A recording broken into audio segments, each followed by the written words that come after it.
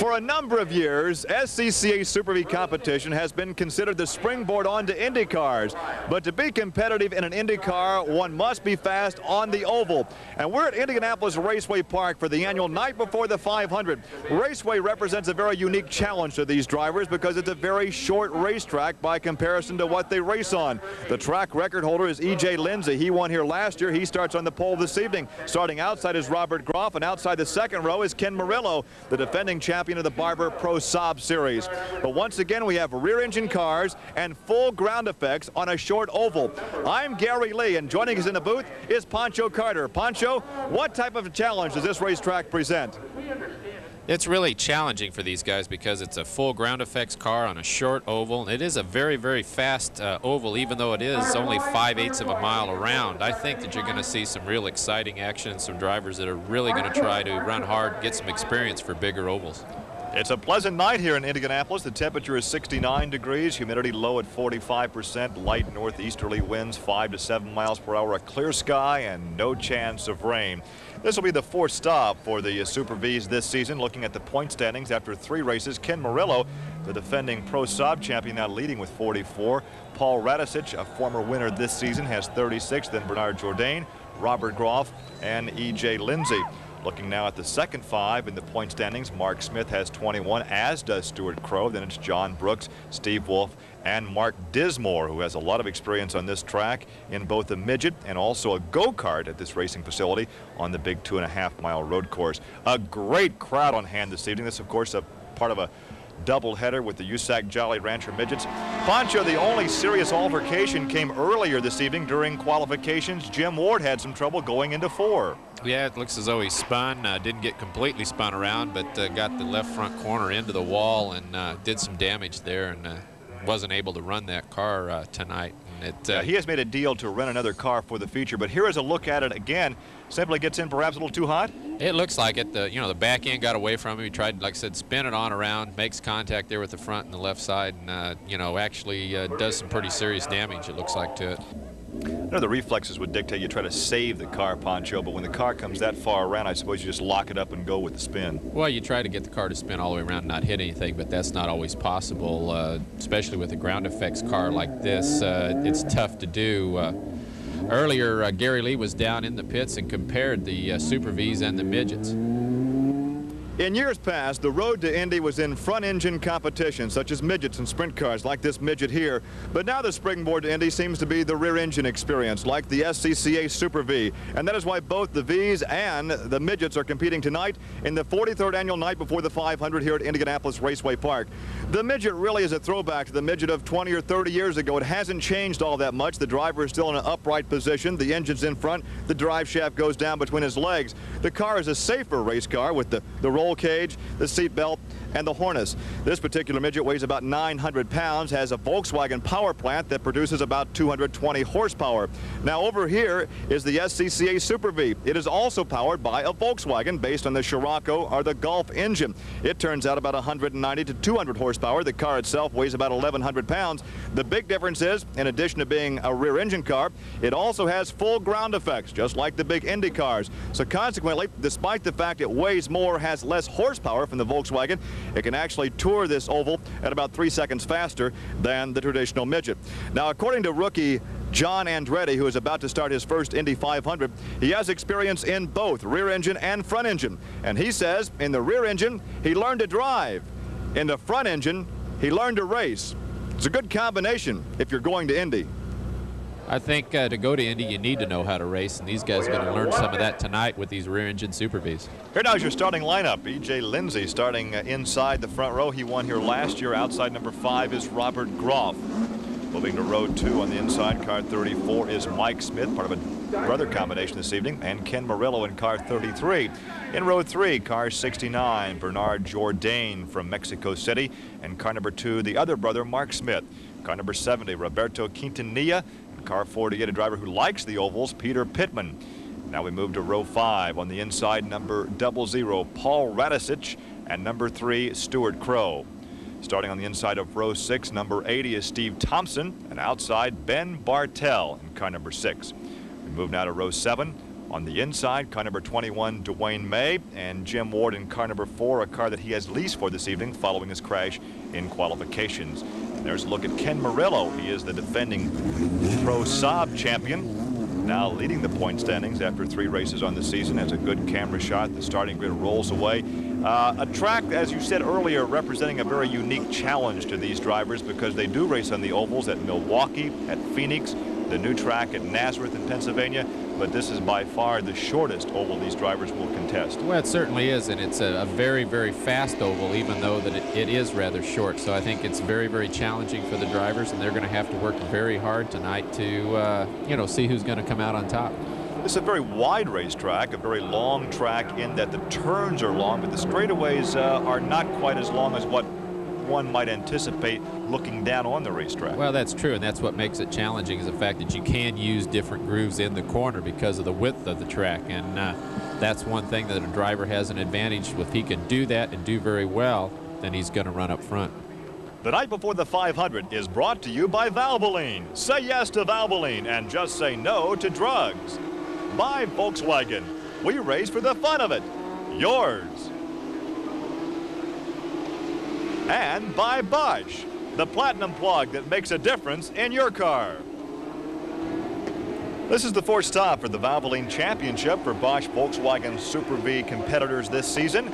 And the second oval these drivers will be on this year. Ken Murillo was victorious in his first ever oval appearance at Phoenix April 10th, and Paul Radisich won at Long Beach on the road course, and Bernard Jourdain the street course at Dallas. So once again, last year's winner will be starting on the pole. That is E.J. Lindsay. He was the track record holder from last year, but did not break that track record this year. 13-degree banking on the corners. Can these drivers utilize that banking, lean on those turns, Pancho? Well, you can run a little higher groove here than what you would normally run, but you can't really use the bank like you would a Michigan or bigger track.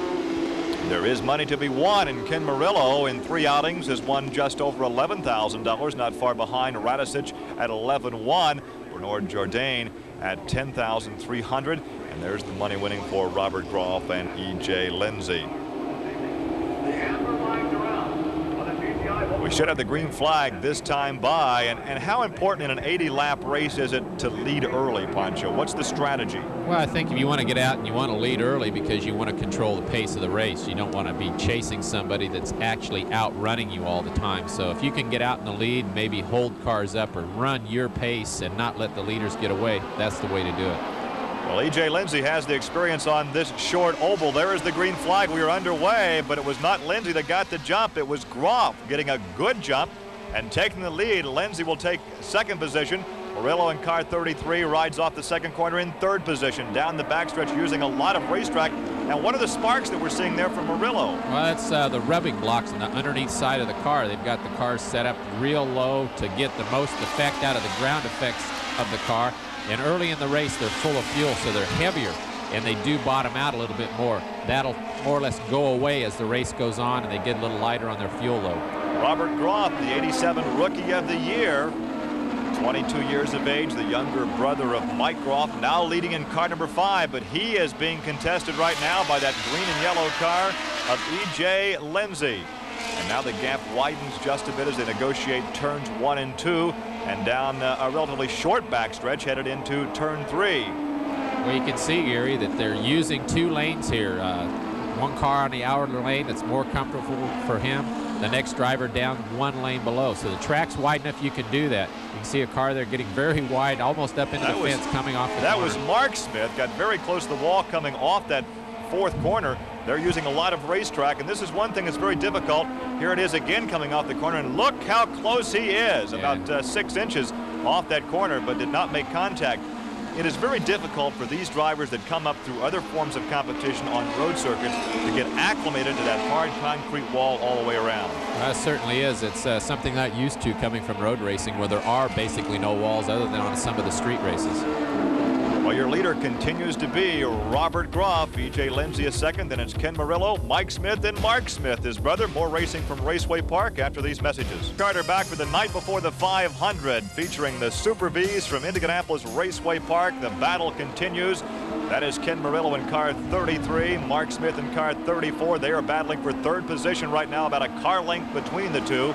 full ground effects rear engine cars on the 0.6 of a mile oval, and actually up in the groove, Pancho, this is closer to 3/4 of a mile around Raceway Park. Yeah, the groove they're running rather high. It is, and I think that that might help these cars because of their ground effects and able to keep a little more speed up. They can run a little further and still run faster because they don't have to pinch the car off so much. They can make a nice, gentle corner out of it.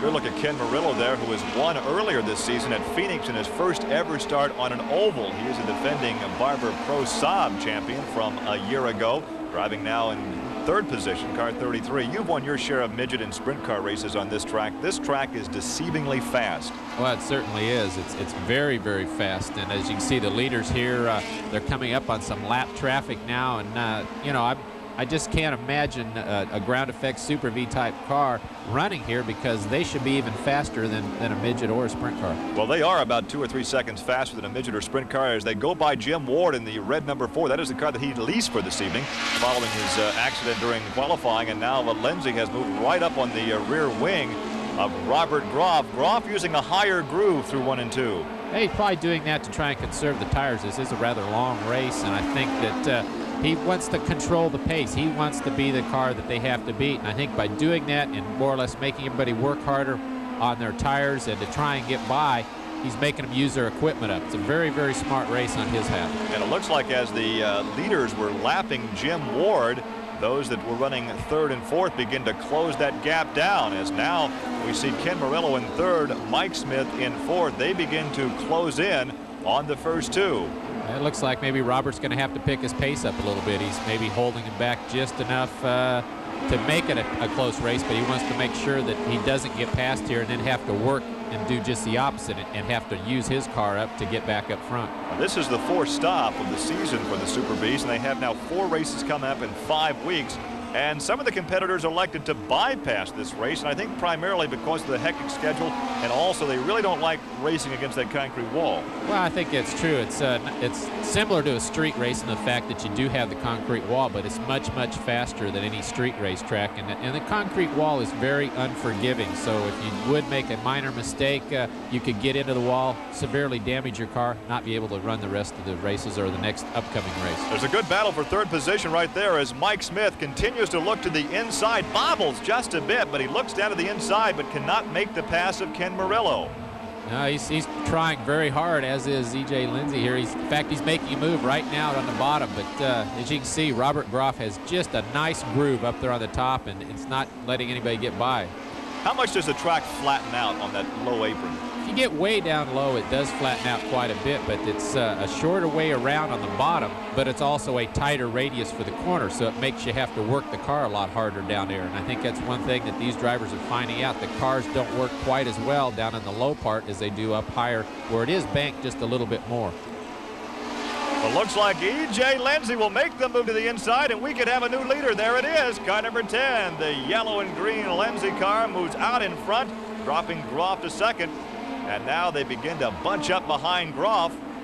3rd is still Murillo, but look at Mike Smith. Brother Mike in that red and black number 2 has begun to close down. He is running now in the 5th position. It looks as though he's going to try a move right here similar to what E.J. Lindsay did. Didn't quite get it done, but getting in on the bottom going into turn 1 like Lindsay did makes the pass easier because you can slide on up in front of the driver you just passed by the middle of the corner, get back up in the faster, higher groove, like a sprint and be car gone. move on dirt. Very, very similar, yes.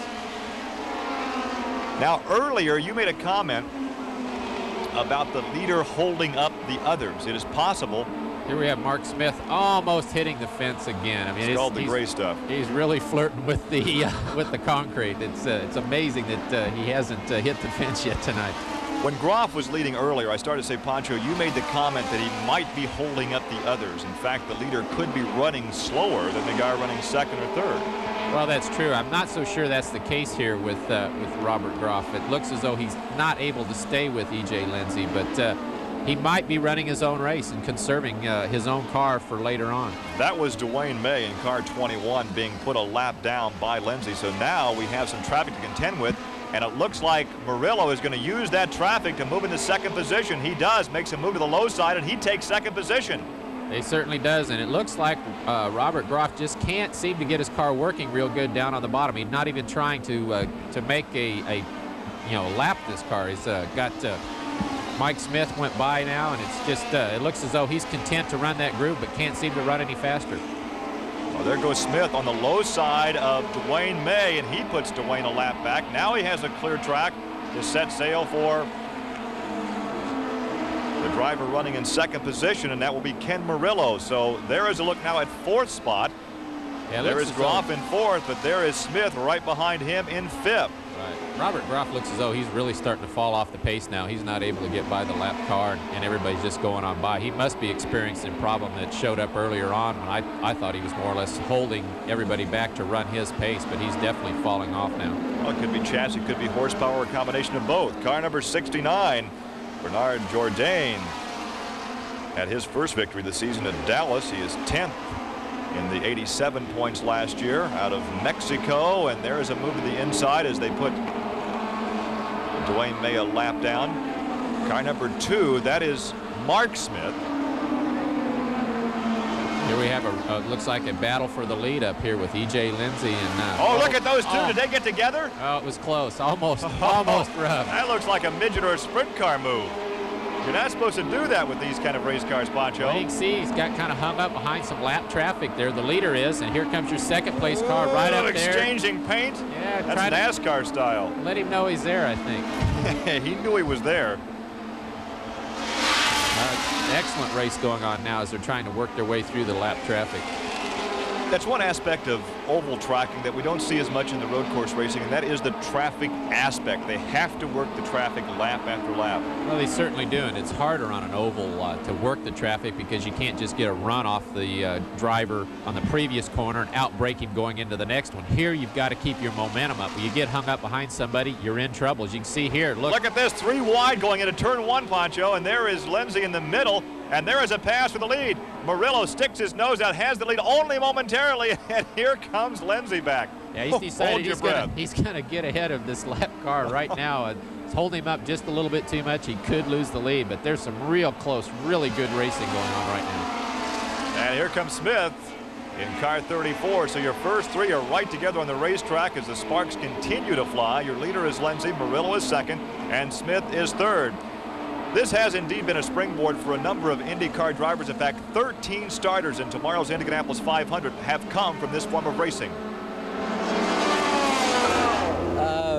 We ran the Super Vees. It was very good running the Super Vees. It taught me really how to drive a rear-engine race car on little ovals and the road courses. Most of my experience had been in sprint cars prior to the Super Vee, and it really gave us a chance to drive a rear-engine car without actually getting in the Indy car or getting in a car that ran really stiff springs and so on. And so the other advantage to it is that the Super Vees run a lot in front of the IndyCar owners, so an aspiring driver or crew member or anybody really gives them a chance to be around the IndyCars and the people that work on them and drive them and own them, and so it's really an advantage to have and run a Super Vee. Super Vees are a definite important step for a race car driver to work their way up to Indy cars because a lot of it is because of the racetracks you run. You run on the ovals and the road course, so you got to get a lot of experience there, and you also learn a lot about a race car and what it does once. So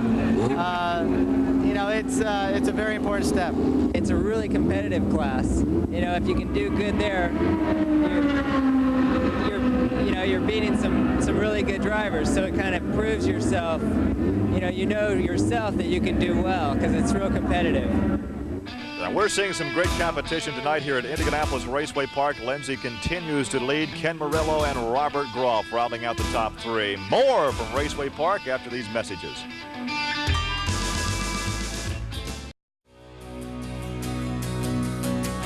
Pancho Carter and Gary Lee back at Raceway Park for the night before the 500, featuring the Super Vees, and that red number 2 is Mark Smith, and he is working well through traffic. He certainly is. He's working on some lap cars right here. Paul Radish's is ahead of him in the 00 car. He looks like he's trying to get by him on the outside, but nope, not going to get it made there. Now he goes to the low line into turn 1, and he's got the pass. Radicic is second in the point standings. He won earlier this season. However, he does not go all that well in the oval. Says he needs more lap time, more cockpit time to get acclimated to the ovals. Well, I think you just need more confidence. Here we have, was it Jim Ward? That is a into car the that he pits. leased, and obviously he's not happy with the setup there. He had no time in the car before he started the race, and he's talking with remember the crew right there, perhaps about the handling. He crashed in qualifications, leased this car for the race, could not set the car up, took somebody else's car.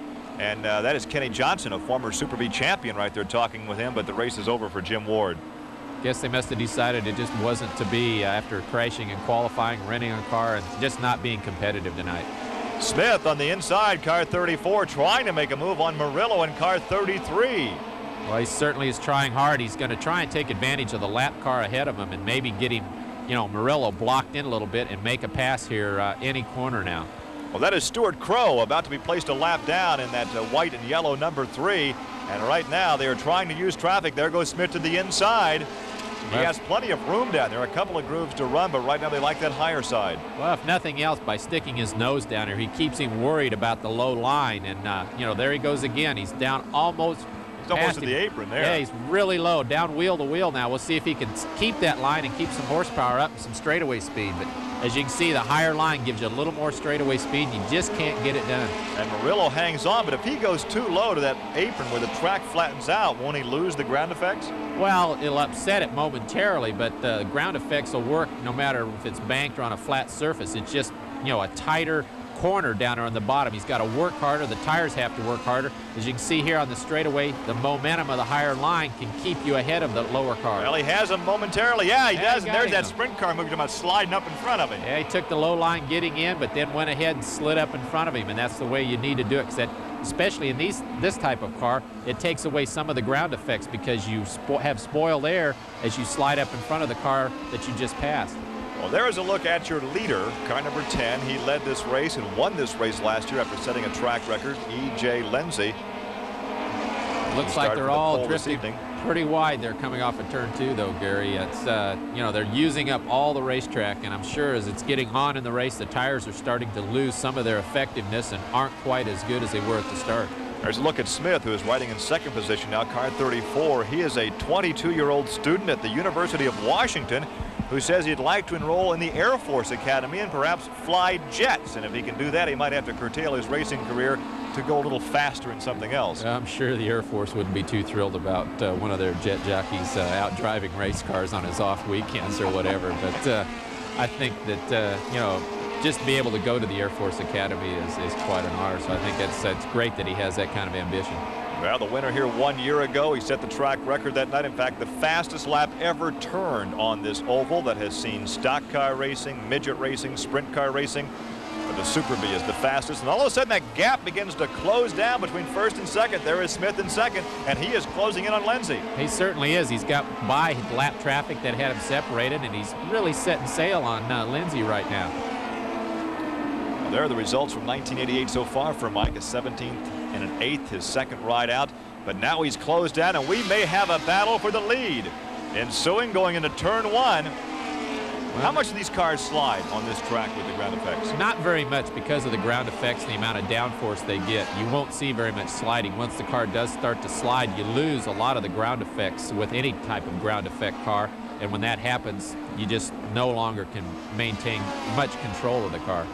Good look at a packed grandstand. We always have a great crowd here for the night before the 500. And, of course, a doubleheader with the USAC Jolly Rancher Midgets this evening. As Lindsay, almost clouts the wall coming off the corner there. I'm wondering if the handling's gone off on his car just a little bit because the gap has closed up so rapidly, and he is getting very, very high coming off of turn 2. You can see he's trying to get in the corner fairly wide and keep the car nice and free, but he is coming off very, very high coming off of turn 2 here. Look at it, very close, much closer than what you know, Smith has to running in second. In fact, Smith looks like he's running very, very smoothly back there. Is it possible right now that Smith could be the faster of the two as we look at the crowd again and perhaps just waiting for a mistake to happen, just waiting for something up front to give him the opportunity to move by? Well, it looks that way because he's running so easily back there, and he's not really, he caught E.J. Lindsey real quick, and he's not trying to make a pass on him now. So maybe he figures that the car has gone off for Lindsey, and he's just going to try and wait for that little mistake and then get by very easily. Well, Lindsey won here 1 year ago. Smith has never won on an oval, and right now they are nose to tail. In fact, not even a car length between those two.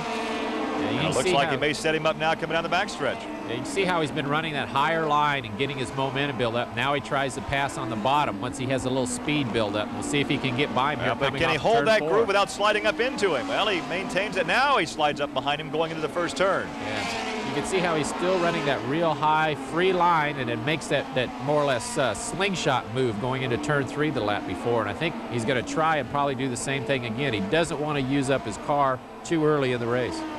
Well, of course, on this racetrack, they can use up tires in a hurry, too, so handling is a consideration, and a lot goes into the handling, including the tires, and they have some lap traffic coming up, so perhaps right now Smith is looking ahead down that backstretch to see where that lap traffic will be and just wait to use that to his advantage. Well, it's been that way. The lap traffic is really held up the leaders, it seems like, to where they've been able to make some passes, and here we have him coming up again. It'll be interesting to see if Smith can use this lap traffic to get by.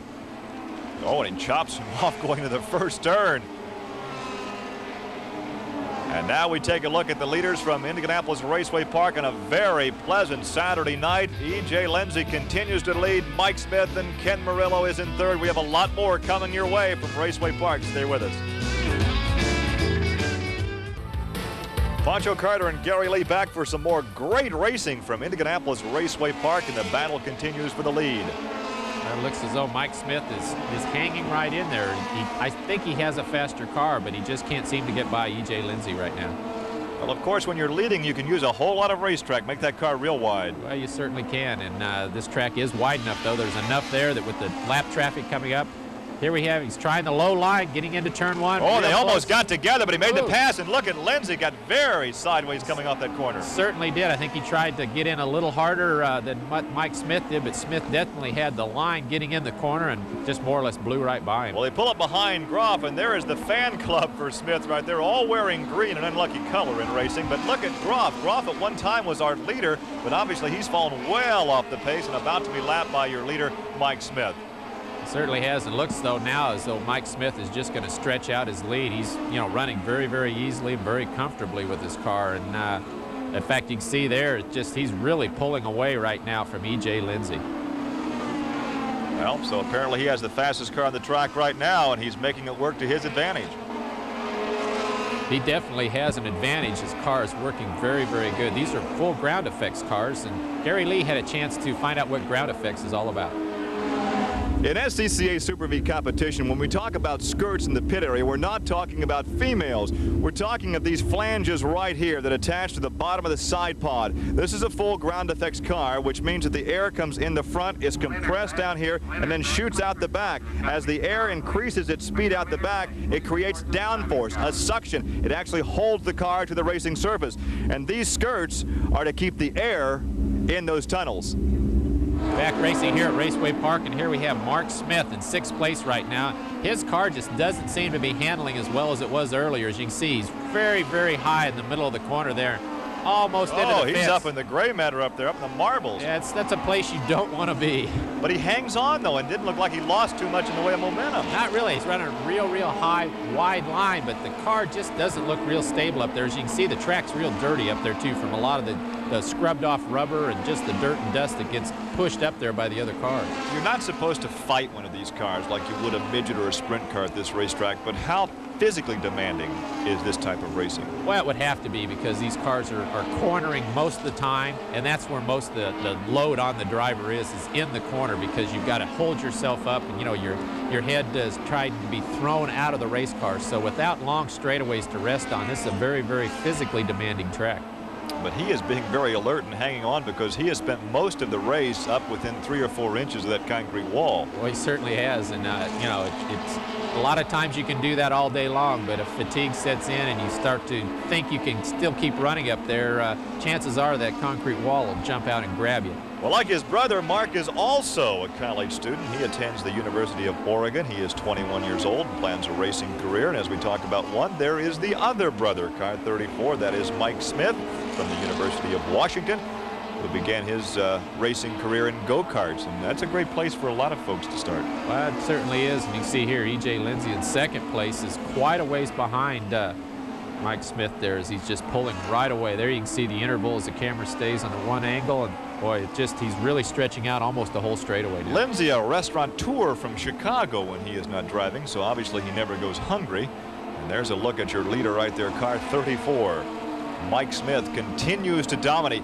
He has driven a very, very smart race. He may have had the fastest car from the very beginning of the race, but he took his time to get to the front. Well, he certainly has, and he didn't really abuse the car with any of his passes. He's tried the low line a couple times, but he really just hasn't. Here we're going to get an interval and see just exactly how far ahead of second place he is. And as you can see, he's out of sight. 5.3 seconds. If you're talking about the Indy 500, that's not much, but here at Raceway Park, that's about, what, a fourth of a lap or a third of a lap even? Well, it's the one full straightaway, which would almost be almost a half a lap, Gary, because the straightaways are not real long here. But you can see we're going to get another interval and see if he's stretching out his lead any at all. But as you can see, Lindsey coming off at turn 4 and stretched it out 2 tenths. 5.5 seconds. And right now your leader is working through traffic. He's got the third place car there, I think, of Ken Murillo, working with some lapped cars. And there we have Mark Smith again with the red number 2 car that just doesn't seem to be working real good. But at least now he's moved it down off the wall a little bit. He's down in the middle of the racetrack. Where at least getting the biggest workout of anybody here this evening. Yeah. I've heard you guys say it's always easy when you win. Well, it's a real workout when you're back there 3rd, 4th, 5th. It's always easier when you win because you're in victory circle and the adrenaline's flowing, and you know it always sounds good to say it's easy. There you can see he's working on some slower lap now, traffic. right now, he has to know how big the lead is. He's getting some hand signals surely from his pit crew, which is somewhat unique to this kind of racing. They don't have it so much in the road circuits. But if he has an idea of how big the lead is, he can really take his time and gingerly work by the traffic. Well, he can, and I think that's what he's trying to do. As you see, he set the car up and made sure that he can make a nice, clean, low pass underneath and then slide up in front. Well, so there's Murillo, and Murillo, oh, not a lot of room right there. Now he's trying to get by there at Bernard Jourdain. So he's coming up on some of the more or less front runners and trying to put them down a lap. As you can see, Jourdain's not going to give him much racetrack to work with. Bernard stays to the inside in that orange car, but now your leader dips down to the inside. Well, that lap traffic is really playing an important role here. The only good thing for Mike Smith is he doesn't have the second place car right on his back bumper, or on the rear wing in this case, and trying to get by him. So he can use a little more time and, you know, pick the spot to get by and not overextend himself. But you know, when you're coming up to lap slower cars, those that may have started at the back of the pack, perhaps the less experienced drivers, you have to have a certain degree of confidence in what they're going to do to run this close, because one mistake on their part could wipe out the leader. Well, that's true, but I think that's one thing you see is that they'll sit behind. The leader will sit behind the lap cars a little bit more than try to go wheel to wheel with him. He'll try and make the wheel time as small as possible. As you can see, he's trying to do a slingshot move here. Well, he's been dive underneath. He's been by May before. See, so it's not wheel to wheel very long. Just down there, gets by, gets ahead of him, and then goes on. So if he's not sure about a driver, he doesn't want to go a whole lap wheel to wheel, because that's when the other driver, the lap car, could make a mistake. You can make contact, and that's going to take you out of the lead. What's wrong with Lindsey? Is he backing off the pace just a bit? No, I think he's just working his way through some lap traffic here, but he's using that low line now that he's seen you know, Mike Smith use on him. As a race driver, do you watch the other cars, the other drivers, to see what line may be working for them and then try it yourself? Well, I think anytime you're running up front in more or less the lead pack or the leader, and somebody challenges you and gets by you, you've got to look and see, well, how did they do that? Where did they get by me? Where are they running faster than I'm running? And by doing that, and you go try that groove or try that line, you might find a way to get around the track faster yourself and make it so you can even run faster or get back into the lead. I look there at Murillo in car 33, and that is Jourdain in car 69, and there is your leader, car number 34. That is Mike Smith. And right now it looks like he is trying to put a lap on the driver who is running in 3rd position. Well, he's running real hard. As you can see, Jourdain is trying to get one more spot, move from 4th up into 3rd, but with lap traffic ahead of him. I'm sure they're getting a move over flag and stuff. It's tough for anybody to give much room, and I think Mike Smith is kind of waiting for somebody to make a little error. Late in the race, why, with this large of a gap, would he even attempt to make the pass? Why wouldn't he be content to sit back there and ride behind Jourdain, who is running in 4th position? Well, the track is small enough that someone could make up a lot of ground if you got hung up behind some lap cars. Second place, you know, could run right up to you, get you trapped in traffic, and make the move and go by you. So I don't think that you want to just sit there and be comfortable running behind somebody. You can't let the lap traffic hold you up and keep you from running your race. You don't want to get involved in a crash. And earlier we found out how crash-worthy these cars really are going into turn 1. But when you start hearing things a lot, you know, you worry as to whether the car is going to go to the end. We had the altercation in qualifications earlier, but this has been a very clean race, and these drivers obviously are learning well how to race on the oval, because in years past we've had a number of altercations here. Well, I think they've all done a great job, especially going through the lap traffic and a lot of very, very close wheel-to-wheel racing, and almost some brushing, but not quite. Well, we don't have a white flag in SCCA competition, but we can tell you this is the 80th and the last lap. So now he negotiates turn 2. Your leader is on the backstretch. A half lap to go for car number 34, Mike Smith. The University of Washington student, a 22-year-old who aspires to be a jet pilot in the Air Force Academy. And there is a checkered flag, and away from the cockpit, his first ever oval track victory. And there is the fan club. They're ecstatic. Yeah, they certainly are. They had a good time tonight. I think so. It's been a great night for racing, and Mike Smith is victorious in the annual night before the 500.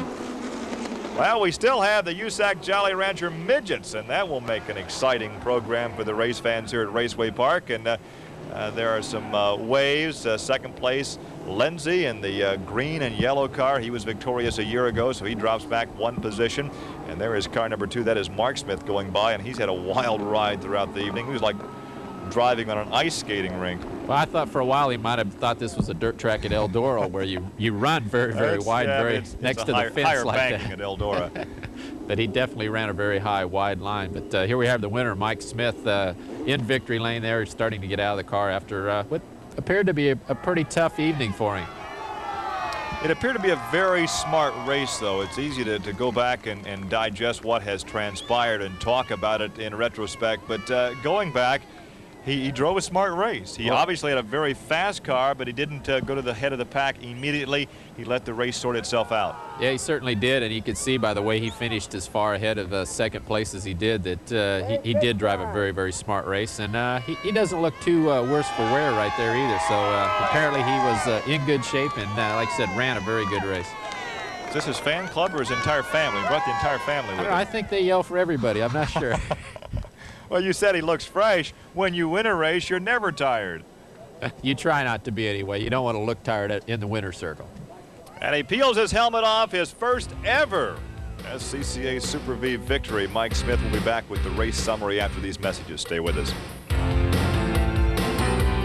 Mike Smith, who led 28 of the 80 laps. He averaged 112.5 miles per hour. His margin of victory, 7.5 seconds. Second place was E.J. Lindsay. Ken Murillo was third. Bernard Jourdain was fourth. And Roberto Quintanilla rounding out the top 5. In the 6th position, Mark Smith with an ill-handling car. That was Robert Groff, Peter Pittman, Ben Bartel, and Steve Thompson. 11th place, Dwayne May. 12th place, Paul Radishes. 13th, Stuart Crow, and 14th, Jim Ward. Now, Gary's made his way down to Victory Circle for an interview with the winner. Did you hold your breath out there? An incredible ride, and sometimes you made some moves out there I didn't think you had room to make. Had a good car. It was handling real well. You're able to drive that down low, up high, anywhere, whatever it took to pass the guys, and that's what it takes. Crew put a hell of a car under me. It was a lot of fun. For the most part, the fans here at Raceway Park are oval track fans. They're not used to seeing road racing, and I wonder why you guys would ever run on the road course when you guys put on a show like this on the oval. We put on a pretty good show on the road courses too. They're all fun. You know, they all have their own personality, and this is probably the most competitive running we do. You're always in a corner, you're always passing somebody, and it's just a lot of fun out there. Racing is a non-contact sport, but we had a number of contacts out there. Well, you know, when it's competitive, you got to run it close, and sometimes you brush fenders with each other. Had some real sportsmen out there. You know, there wasn't a whole lot of blocking, and everybody was running. It was a good competitive race, and from the grandstand on television, it looks like a very wide racetrack, but really the groove is very narrow. Yeah, there's you know, you're on to go fast around here. You got to be right on the top, and it's a very fine line. You don't have a whole lot of room to move along. Congratulations, a superb race. Well, thank you very much. I'd like to also thank, you know, the crew for putting that car under me and Evergreen, and my father, Dell Smith, the sponsor, for making this all possible. Well, thanks a lot, Gary. It looks like Mike is pretty fresh after that win here tonight at Raceway Park. So be very interesting to see how he does in the upcoming races in the Valvoline Championship Super Vee Series here. As you see him holding up the winner's trophy. Excellent drive tonight by him, and you can see all three of the front runners there.